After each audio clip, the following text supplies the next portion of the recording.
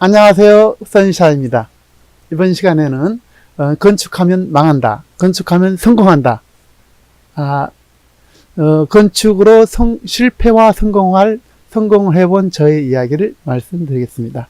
시청하시기 전에 구독, 좋아요 해주실 거죠? 네, 감사합니다. 저는 이제 건축으로 이제 크게 성공도 해봤고, 크게 실패도 해봤습니다. 사실은 실패가 먼저겠지만, 그런데, 이제 건축하면 보통 한 10년 늙은다고 그러죠. 저는 10년 늙은 것이 아니라 건축하면 망한다라고 저는 말씀드리고 싶어요. 내 땅을 뺏길 뿐 아니라 영창도 가야 된다. 그것이 다반사입니다. 왜 그러냐면, 이제 건축주는 그야말로 이제 아마추어고 시공주는 프로입니다. 그리고 건축한 시공자들이 정말 사기꾼들이 많습니다. 제가 보기에는 한 7, 80%는 된 것 같아요. 정말로 많은 이제 그 현장에서 정말 잘하는 사람들도 물론 있지만은 그렇지 않은 사람들이 많다, 그런 얘기예요. 이해관계가 직접 대립되기도 하고, 또 일생일대 뭐 한 번 내지 두 번밖에 안 하기 때문에 이제 아마추어들을 상대를 해서 그런 것 같습니다. 저는 이제 건축을 17개를 해봤었는데요. 정말 많은 실패를 제가 했어요. 또 이제 아울러 이제 저는 이제 그 인테리어 공사가 그 잘못해도 건축과 똑같은 효과가 생기는데요. 제가 이제 그 큰 건축의 2분의 1 지분 소유자였었는데, 아직은 아니지만 이제 그 계약이 이루어진 상태로. 근데 거기에서 건축 인테리어 공사를 잘못해서 거기 유치권 행사로 인해서 결국은 그 이자 감당을 못하고 그 건물을 빼앗겼습니다. 그것이 시가 한 100억 가는 거예요. 그거를 불과 12억짜리 인테리어 공사하면서 빼앗겼다. 제가 물론 그 50% 당사자입니다, 거기에. 그런데 그만큼 건축이라든지 인테리어 공사가 위험합니다. 굉장히 위험합니다. 그러면 어떻게 하면은 이것을 극복할 수 있을까요? 제가 이제 그거에 대해서 이번 시간에는 이제 설계하고, 그 다음에 건축 계약, 이것을 중심으로 말씀드리겠습니다. 건축 설계는 가장 중요합니다. 이 건축 설계가 사실상 승패를 좌우한다고 보면 됩니다. 예. 실력 있는 그 설계업자 최소한 견적을 두세 군데는 받아야 돼요. 적어도. 사실 저는 건축 설계에 있어서 이제 가장 큰 실패를 했던 게 엘리베이터 설계를 잘못했었어요. 그 당시에 조그만 이제 소형 빌딩을 지었던 건데, 거기에 건축 설계를 일반 설계업자한테 맡기고, 제가 이제 그 부분은 이제 섬세한 기술이 없기 때문에 그냥 특별히 체크를 못했죠. 근데 공사를 딱 시작해서 준공할 무렵에 딱 문제가 생긴 거예요. 어떤 문제가 생겼냐? 엘리베이터가 적은 거예요, 엘리베이터가. 그래가지고, 엘리베이터를 거기에 처음부터 좀 크게 이렇게 놨더라면 병원으로 바로 이것이 한 35억에 매매될 수 있는 건물이었었는데, 결국은 이제 그 병원이 못 들어오고 이제 그걸 분양을 했습니다. 분양을 한 결과 사실 한 20억도 채 못 받았어요. 그리고 저는 거기서 피눈물을 많이 흘렸죠. 그러니까 엘리베이터 하나 때문에 약 15억 가까이가 날아가는 케이스입니다, 그게. 정말 그 설계가 매우 중요하다는 겁니다. 그래서, 건축은, 그야말로 설계에서 시작되고, 설계에서 끝을 맺는다. 라를 정도로, 설계가 중요합니다. 그래서 설계사도 중요하고요, 설계사. 그래서 설계사도 왜 그렇게 중요하냐면, 그분들이 모든 그 공사 감독을 별도로 또 맡게 됩니다. 그래서, 그런 부분도 아주 중요해요. 그래서 그 설계사들이, 예를 들어서 깡짜를 놓거나, 또 이렇게 정상적으로 이렇게 협조가 안 되면 아주 곤란한 경우가 많이 생깁니다. 그래서, 설계 계약도 잘 해야 돼요.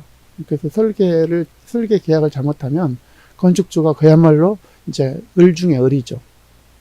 그래서 이제 설계는 매우 중요하다. 아주 아무리 강조해도 지나치 않다. 거기가 처음과 끝이다. 그래서 이제 이런 거를 아주 유의하시기 바랍니다. 예. 그 다음에 이제 건축 계약이 이제 본격적인 이제 내용이겠는데 건축 계약에 대해서 말씀드리겠습니다. 사실 건축 계약은 그야말로 처음이자 끝입니다. 예. 망하냐 흥하냐를 딱 건축 계약이 결정하는 거예요. 건축 계약을 잘하잖아요. 여러분 부자 될 수 있습니다. 굉장히 성공할 수 있습니다. 아주 건축은 잘하면 돈 남는 장사예요. 저는 건축 하나에 한 10억 이상 이렇게 남는 것들이 상당수 있었어요.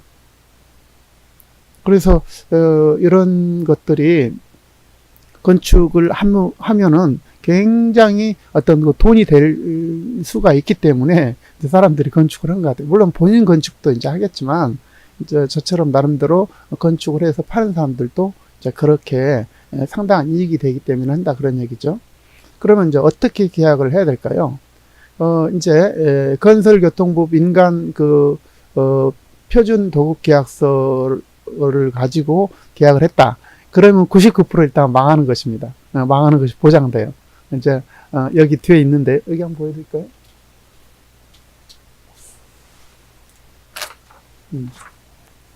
여기 보면 어떻게 돼 있어요? 이게 잔금을 어떻게 하면 계약금 선금을 계약 체계로 몇몇일에 지급한다. 이렇게 지금 돼 있죠. 그럼 어떤 얘기냐면 이제 일정별로 계약금이나 중도금을 지급해야 된다 그런 얘기거든요. 이게요. 그런 식으로 이렇게 계약서가 돼 있어요. 그래서 이제 건교부에서는 건축주하고 시공주하고 대등한 입장이라고 판단하고 이런 계약서를 작성한 것 같아요. 그러나 건축주는 아마추어고요. 시공주는 프로입니다. 그 사람들은 그걸 전업으로 하고 시공주들은 보통 평생 동안 한두 번 할까 말까 하죠. 그렇기 때문에 그야말로 아마추어고 아무것도 몰라요. 그래서 정말 많이 당하고 많이 눈물을 흘리고 많이 진짜 10년 늙고 10년 늙으면 그나마 다행이다. 예. 그 건물 다 뺏기는 건 물건이고 그 토지까지도 싹 날리고요. 심지어 영창까지 가야 됩니다. 이것이 현실이에요. 그래서 계약서 매우 중요하다. 다시 한번 강조하면서요. 그럼 어떻게 할 것인가? 자, 건축주가 이런 그 표준 모델을 도급 계약서를 과감하게 그걸 물론 이제 기반으로 해서 특약을 맺어야 됩니다. 특약을 맺을 때 어떻게 맺어야 되냐면 계약서와 계약금은 계약 체결 후 계약 이행 보증 증권을 7일 이내에 받고 동시에 지급하는 거예요. 계약서를 먼저 주지 말고 보증 증권을 받고 그때 계약서를 넘겨주라 이거예요. 그리고 그때 계약금을 줘라 이거예요. 그래서 계약서 해가지고 딱 계약금 10% 먼저 주잖아요. 거기서부터 이제 끌려 다니는 거예요. 그러면 을이 되는 거죠. 갑에서 갑자기 을로 싹 바뀌는 순간이 계약서 딱 쓰는 순간이에요. 그래서 계약서도 먼저 주지도 말고 계약금과 계약서는 계약 이행 보증 증권을 받은 다음에 줘라. 첫 번째 말씀드렸습니다. 자, 두 번째, 중도금 어떻게 줄 것이냐. 공사업자가 공정률표를 첨부를 해서, 공정률표를 하되, 그것을 설계감리자의 승인을 받고, 건축주한테 제시하도록. 그래서, 중도금을 지급하되, 그때 그 공정률표를 가지고 중도금을 지급하되, 이제 거기서도 하자 보증금 쪽으로 10%를 공제하든 하자 보증금 공제 증서를 받든 이 둘 중에 하나 선택해야 돼요. 자, 두 번째로는 중도금 줄 때는 반드시 공정률표를 첨부를 해라. 공정률표를 첨부해라. 이것이 이제 굉장히 중요하겠습니다. 그래서 공정률표를 첨부해서 중도금을 지급해라. 아까처럼 여기 표준 계약서처럼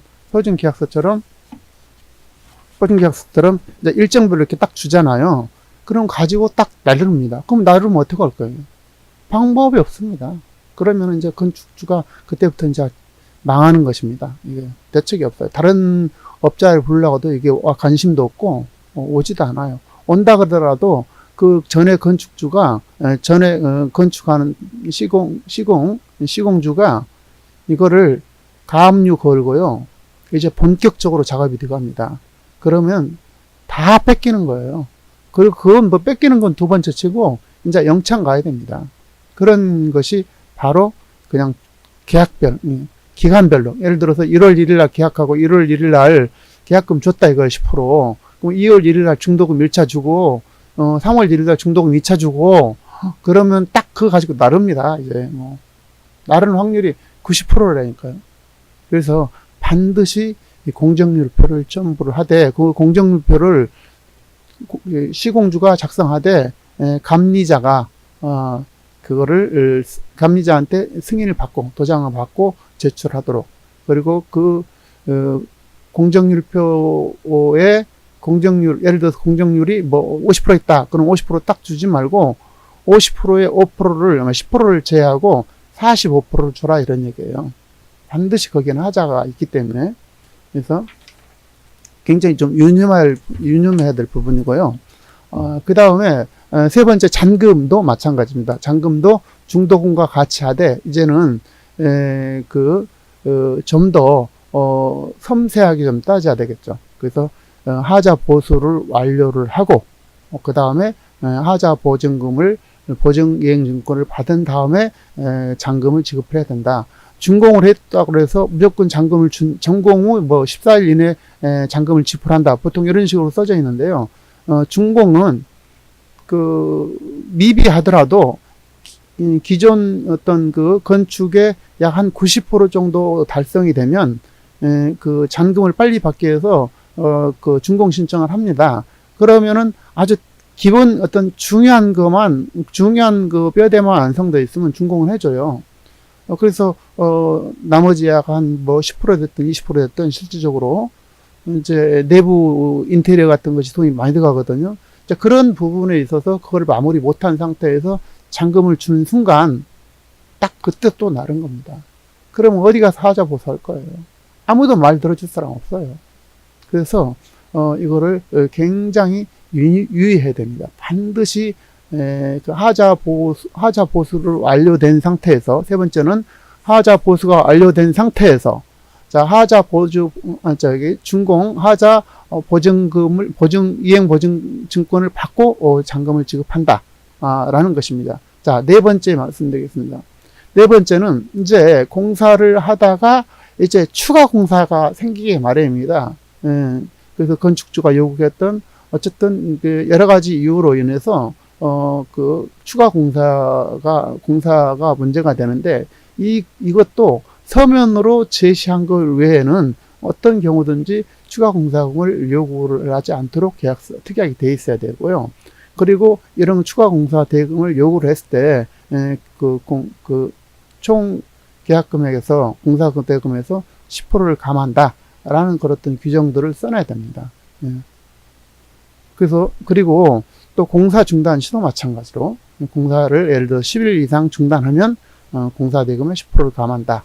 또 지연 배상금도 일주일에 최소한 2% 이상 감액하는 규정을 넣어야 돼요.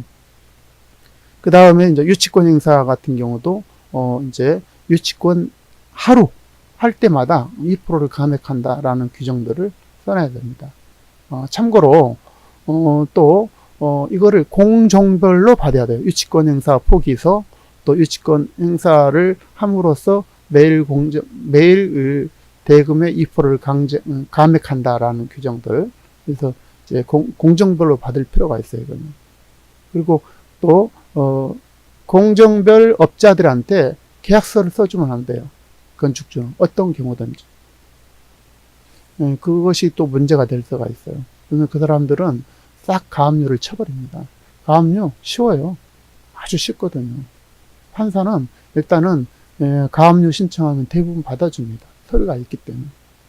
그러면 가압류 쳐놓고 도망가잖아요. 또 망하는 거예요.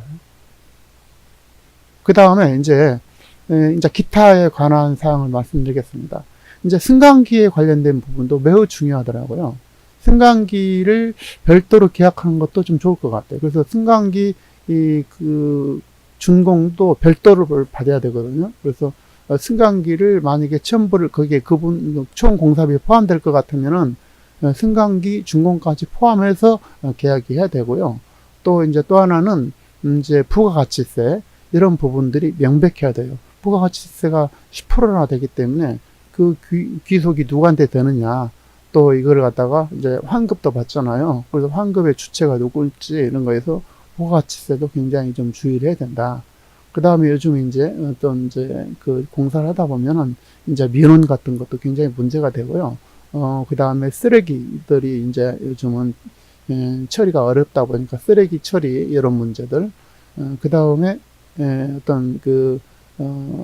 CCTV 같은 거 이런 거 잘 설치를 하고, 그 다음에 어떤 경우든지 불법 행위를 하면 안 될 것 같아요. 건축주가 정확하게 해야 된다 이거예요.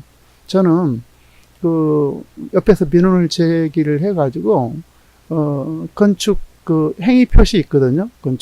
건축을 뭐 이렇게 하겠다는 어떤 그 표시 있잖아요. 건축주가 누구고 언제 공사를 해서 뭐 이런 것이 이제 그때 떨어져 도망갔어요. 근데 그거를 사진을 찍어가지고 민원을 제출했더라고요. 그래서 그것 때문에 벌금을 물은 일이 있어요. 200만 원.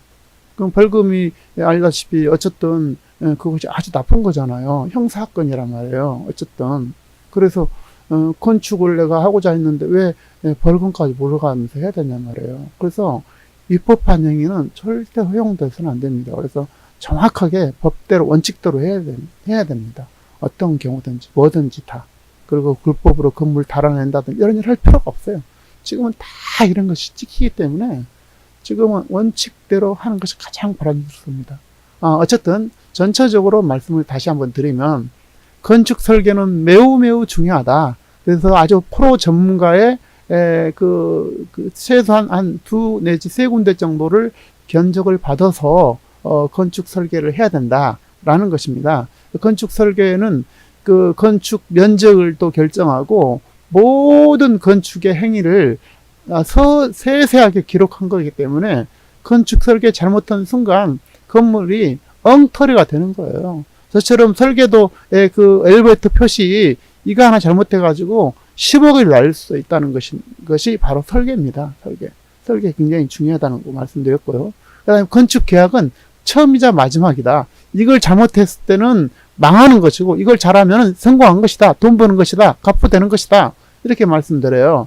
그래서 가장 중요한 게 뭐냐, 기간별로 그냥 대금 지급하는 거 절대 금지. 공정률표를 첨부하고 보증증권을 반드시 받아라 라는 것입니다. 그래서 그 다음에 이제 건축이 지연되는 거, 또 건축 추가 공사에 관한 거, 또 건축 하자에 관한 거, 또 이제 부가가치세에 관한 거, 또 이런 것들을 굉장히 주의해서 하시면 건축으로 크게 실패할 게 없습니다. 여러분, 건축에서 10년 늙을 필요가 전혀 없습니다. 여러분, 늙으려고 건축합니까? 돈 벌려고 건축합니까? 그렇잖아요. 그래서 건축 계약만 잘하면 우리는 반드시 늙은 것이 아니라 망한 것이 아니라 성공할 수 있다. 아시겠죠? 네, 감사합니다. 구독, 좋아요 해주실 거죠? 네, 감사합니다. 다음 시간은 더 멋진 주제로 여러분 찾아뵙도록 하겠습니다. 감사합니다. 선샤인입니다.